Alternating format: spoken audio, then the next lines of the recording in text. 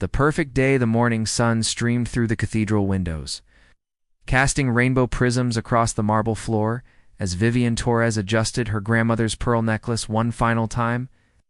Her reflection in the ornate mirror showed a vision, in ivory silk and delicate lace, every detail perfect.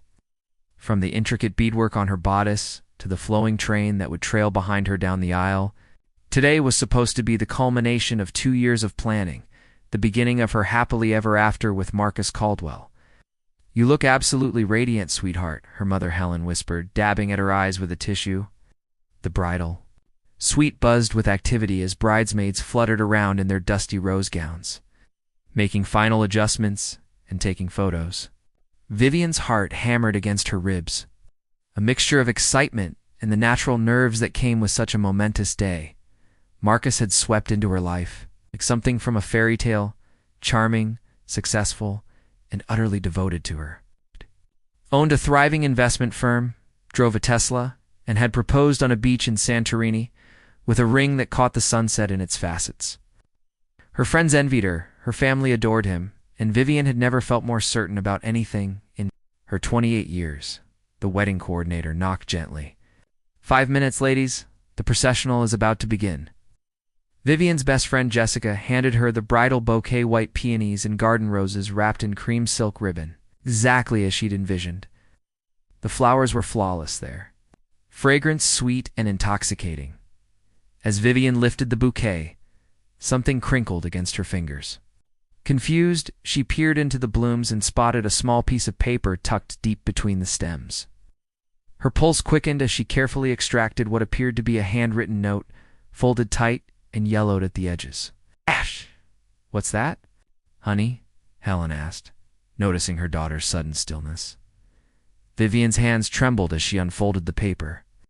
The handwriting was feminine, elegant, and the words made her blood turn to ice. "Ask Marcus about the Pemberton account and what happened to Diana Reeves. He's not who you think he is. A friend who cares." The bouquet slipped from her suddenly nerveless fingers, scattering petals across the marble floor. The room seemed to tilt, conversations fading to a distant hum as the note's implications crashed. Over her, Diana Reeves. The name was familiar somehow, though she couldn't place it.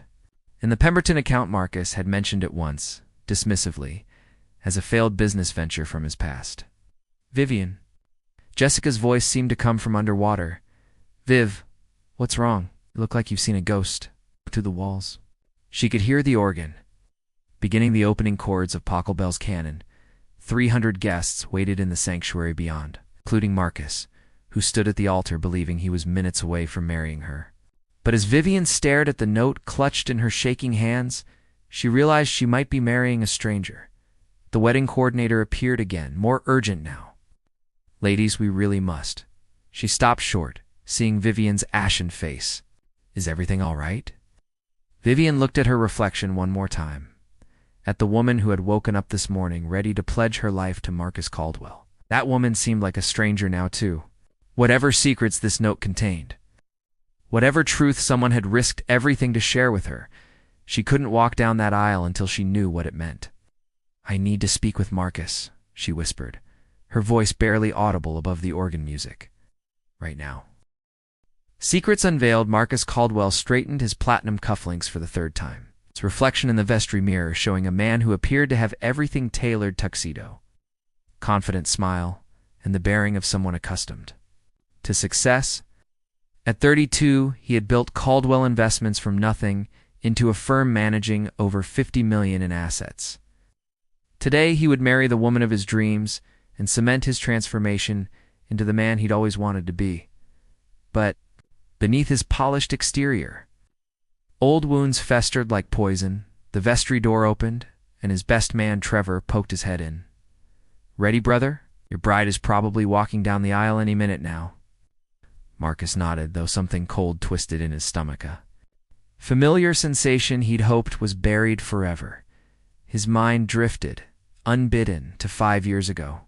Diana Reeves had been more than his business partner then. She'd been his mentor, the brilliant financial advisor who'd taken a chance on a hungry young graduate with big dreams and questionable ethics. Together, they'd built Reeves and Caldwell, financial, specializing in higher risk, high reward investments for wealthy clients. The Pemberton account had been their biggest break. Elderly Theodore. Pemberton's $20 million portfolio inherited money he'd trusted them to grow for. His grandchildren's education. Diana had been cautious, advocating for conservative investments, but Marcus had seen an opportunity. Diana was visiting her dying father in Portland. Marcus had moved Pemberton's entire portfolio into cryptocurrency and tech startups. Chasing the promise of triple returns, the market had crashed 3 weeks later. Marcus had watched $20 million evaporate overnight, but instead of confessing to Diana, he'd made a choice that haunted his dreams. He'd doctored the trading. Records made it appear that Diana had authorized the risky investments through forged documents and manipulated timestamps. When she returned to find their firm facing bankruptcy and criminal investigation, Marcus had played the devastated junior partner, claiming Diana had hidden the trades from him. The state regulatory board had stripped Diana of her license. Pemberton's family had sued her personally, claiming she'd violated her fiduciary duty. She'd lost everything: her career, her reputation, her savings. The last time Marcus had seen her, she'd been leaving the courthouse after the civil judgment, her face hollow with betrayal and financial ruin. Marcus had salvaged what he could from the wreckage, quietly relocating to Chicago, where he'd rebuilt. Under a new firm name, he'd told himself Diana would recover, that she was smart enough to start over. He'd almost convinced himself he'd been the victim too. But late at night, when sleep eluded him, he remembered the look in Diana's eyes when she'd realized what he'd done. She'd known somehow, even without proof. "This isn't over, Marcus," she'd whispered outside the courthouse. "The truth has a way of finding the light."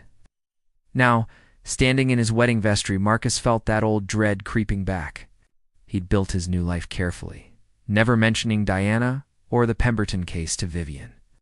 His background checks had come back clean. He'd made sure of that. Vivian knew him as a successful, self-made businessman who'd started his firm after a failed partnership in his 20s. Trevor's voice cut through his spiraling thoughts. "Marcus, everything okay? You look like you're about to be sick." Marcus forced a smile, pushing down the paranoia. Diana Reeves was hundreds of miles away, probably still struggling to rebuild her shattered life. She had no idea where he was, whom he was marrying, or how successful he'd become on the foundation of her destruction. Today was about his future, not his past. "Just wedding nerves," he lied, checking his appearance one final time. The man in the mirror looked perfect, handsome, confident, successful. No one would ever suspect the rot beneath the surface. But as he prepared to leave the vestry, Marcus couldn't shake the feeling that his carefully constructed world was about to collapse. Somewhere in the back of his mind, a voice whispered that Diana Reeves had been right about one thing: the truth always finds the light. The messenger, Diana Reeves, sat in her rental car across from St. Michael's Cathedral, watching the last of the wedding guests filter through the ornate doors. Her hands gripped the steering wheel so tightly her knuckles had gone white, and her heart hammered against her ribs like a caged bird desperate for freedom. After 5 years of planning, today was finally the day Marcus Caldwell would face the consequences of his betrayal. She barely recognized herself in the rearview mirror. It's the confident financial advisor who'd once commanded boardrooms and managed millions had been replaced by a woman weathered by struggle. Her auburn hair, once professionally styled, was now pulled back in a simple ponytail. The designer suits had been replaced by a modest blue dress from a discount store. But her green eyes still burned with the same intelligence that had built a successful firm from nothing, and the same fury that had sustained her. Through 5 years of exile after losing her license and facing bankruptcy, Diana had worked whatever jobs she could find: waitressing, bookkeeping for small businesses, tutoring students, and financial planning. She'd lived in a studio apartment with peeling paint and a leaky faucet, watching her savings dwindle while Marcus built his empire on the foundation of her ruined reputation. The breakthrough had come 6 months ago, when a former client mentioned seeing Marcus's photo in a Chicago business journal, "Successful investment advisor to wed local philanthropist." The headline had read, complete with an engagement photo of Marcus beaming beside a beautiful brunette named Vivian Torres. Diana had stared at that photo for hours, rage and vindication warring in her chest. Marcus looked exactly the same, polished, confident, utterly comfortable in his stolen success. But it was the woman beside him that had made Diana's decision. Vivian Torres had kind eyes and a genuine smile, the face of someone who believed the best in people. Someone who deserved to know the truth about the man she was planning to marry. The investigation had taken months. Diana had called in favors from old contacts, used her remaining skills to dig into Marcus's business practices. What she'd found had been worse than she'd imagined. Marcus hadn't just stolen her clients and falsified records. He'd been systematically overcharging fees, hiding losses, and manipulating portfolio statements. The Pemberton case hadn't been an aberration. It had been Marcus's true nature finally revealing itself, but knowing the truth and proving it were different things. Marcus had covered his tracks well, and Diana's word carried little weight against his pristine Chicago reputation. She'd considered going to the authorities, to the press, even to Vivian directly. But she'd realized that a traumatic revelation, on any ordinary day, might be dismissed, explained away, or minimized. A wedding day, however, was different. On a wedding day, with hundreds of witnesses and no escape route, the truth would carry maximum impact. Getting close to the wedding had required careful planning. Diana had posed as a florist's assistant, volunteering for the elaborate arrangements. She'd befriended one of the actual florists, learned the delivery schedule, and identified her opportunity. That morning, she'd slipped into the cathedral's preppy area during the controlled chaos of setup. The note had been simple, direct. She'd considered including copies of the forged documents, bank records, anything that might serve as proof, but she'd realized that the goal wasn't to present evidence. It was to plant a seed of doubt that would grow into questions Marcus couldn't answer. Now, watching the cathedral doors, Diana felt a mixture of anticipation and unexpected guilt. She thought of Vivian Torres, probably radiant in her wedding gown, moments away from having her perfect day shattered. Diana had told herself she was saving an innocent woman from a fraud, but a part of her acknowledged the darker truth. This was also revenge, cold and calculated. Her phone buzzed with a news alert. She glanced down to see a breaking story from a local Chicago news outlet: wedding interrupted. Bride flees altar at prestigious cathedral ceremony. The article was brief, mentioning only that the bride had left during the ceremony, but Diana's pulse quickened. It had worked. After 5 years of exile, 5 years of watching Marcus prosper while she struggled to rebuild her life from nothing, she had finally struck back. She started the car, hands steadier now than they'd been all morning. As she drove away from the cathedral, Diana didn't feel the satisfaction she'd expected.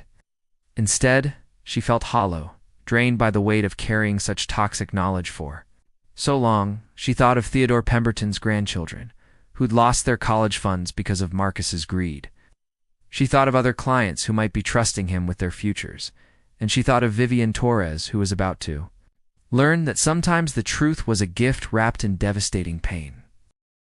Shattered Foundation's Helen Torres had witnessed many crises in her 63 years, but nothing had prepared her for the sight of her daughter fleeing down the cathedral aisle in a cascade of silken tears, leaving 300 stunned guests and a bewildered groom in her wake.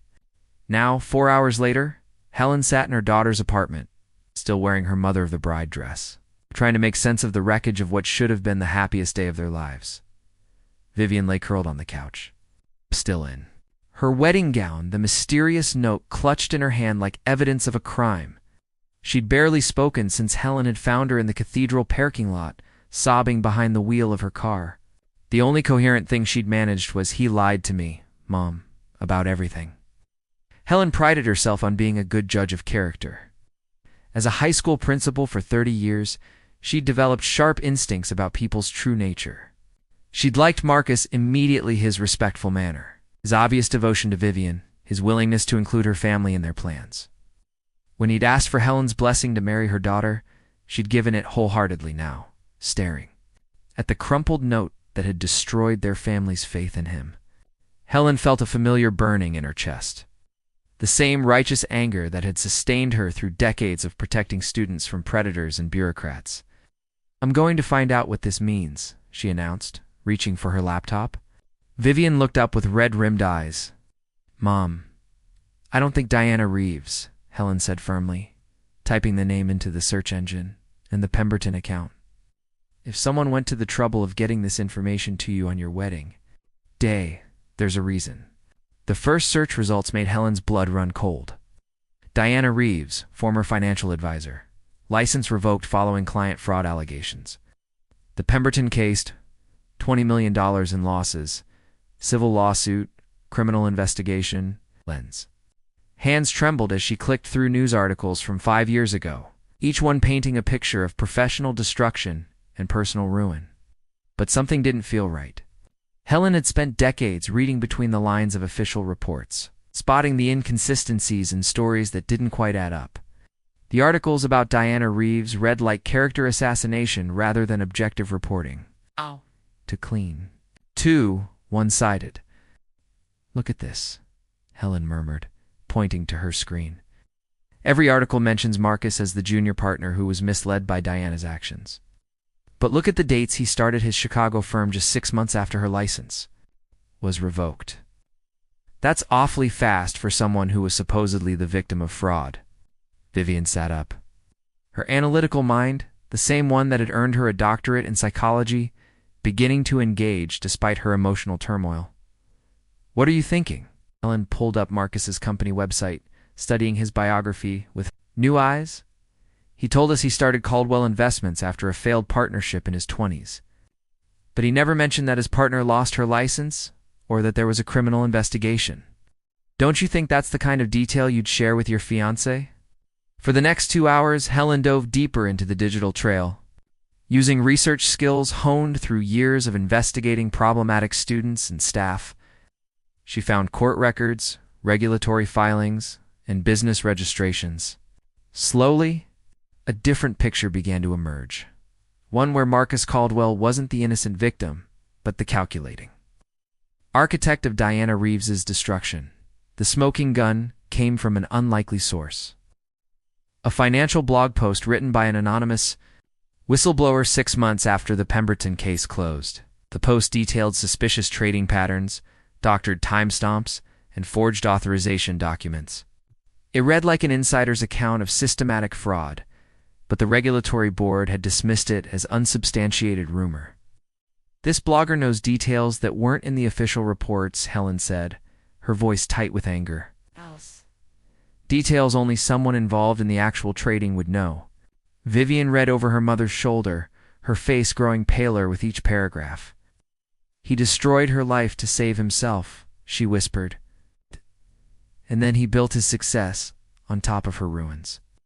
Helen felt a familiar protective fury rising in her chest. Marcus Caldwell had played them all, charming the family, earning their trust, preparing to bind himself legally to their daughter while hiding the fact that he was a fraud and a coward. But worse than his deception was the realization of how close they'd come to disaster. "If you'd married him," Helen said quietly, "you would have been legally tied to whatever other crimes he's committed.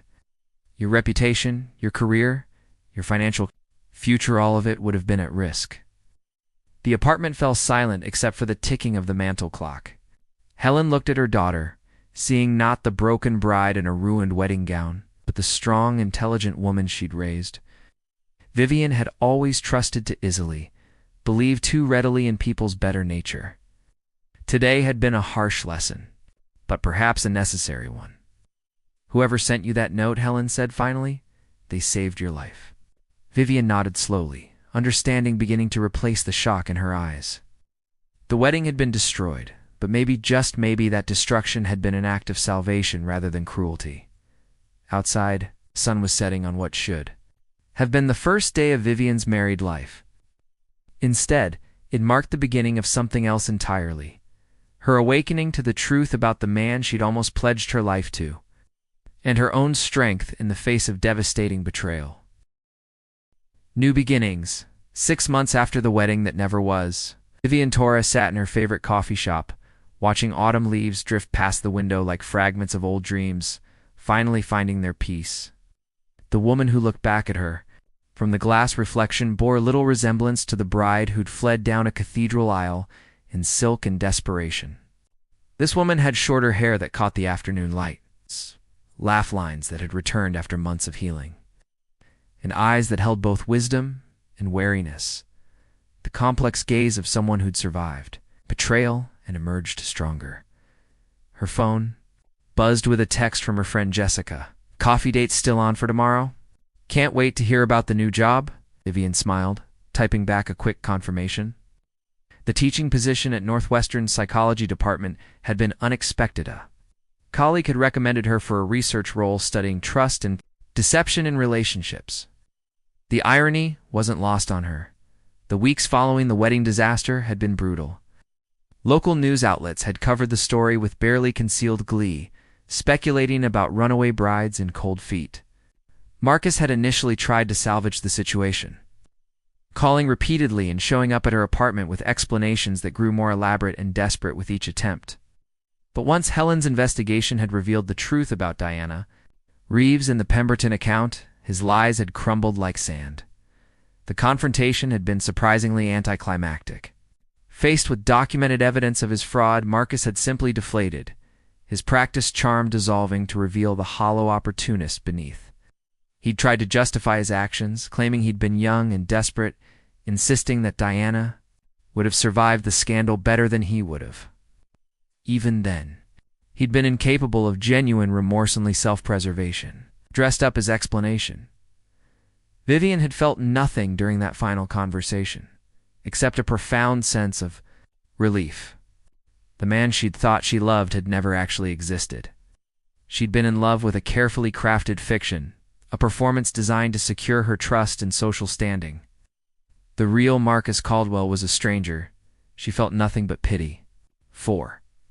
The hardest part hadn't been letting go of Marcus. It had been rebuilding her faith in her own judgment. How had she missed the signs? Why hadn't she questioned the gaps in his stories, the evasiveness about his past, the way conversations about ethics made him subtly uncomfortable? For weeks, she'd second-guessed every interaction, every decision, wondering what other truths she'd been blind to. Therapy had helped.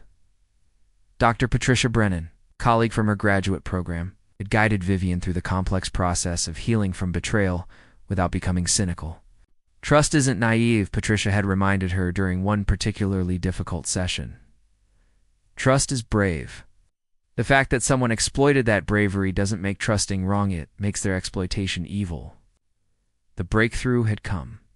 When Vivian decided to reach out to Diana Reeves, finding Diana had taken weeks of careful detective work. But eventually Vivian had tracked her to a small accounting firm in Portland, where she worked as a bookkeeper. The phone call had been awkward at first. Two women connected by the wreckage of the same man's cruelty, unsure how to navigate their unusual bond. "I'm sorry your wedding was ruined," Diana had said, her voice carrying years of carefully controlled pain. "I know how hard it must have been, but I couldn't let you marry him without knowing who he really was." They'd talked for hours that first conversation, and many times since. Diana had become an unexpected friend, someone who understood. The particular trauma of discovering that your reality had been built on lies? Through their conversations, Vivian had learned that healing wasn't about forgetting or forgiving. It was about integrating the experience into a stronger, wiser version of herself. Diana had also provided the final piece of justice.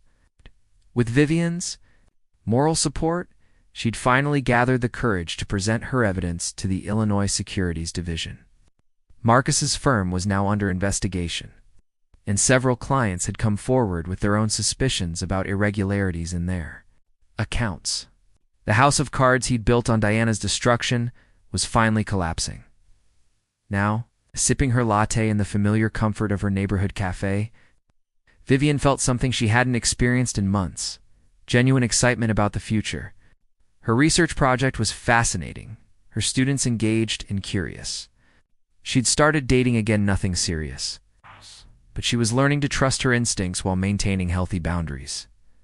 The note that had destroyed her wedding sat framed on her desk at home, not as a reminder of betrayal, but as a symbol of salvation. Someone she'd never met had cared enough to risk everything to save her from a toxic future. In return, Vivian had helped give Diana the strength to seek justice for herself and protection for other potential victims. Her phone rang, and she smiled, seeing her mother's name on the screen. "How's my brilliant daughter today?" Len asked, warmth evident in her voice. "Happy, Mom," Vivian replied, and meant it completely. "I'm really, genuinely happy." The woman who'd almost married Marcus Caldwell was gone, replaced by someone stronger, wiser, and infinitely more authentic. The wedding had been destroyed, but Vivian Torres had been reborn, not as someone's bride, but as her own person, finally free to write her own story.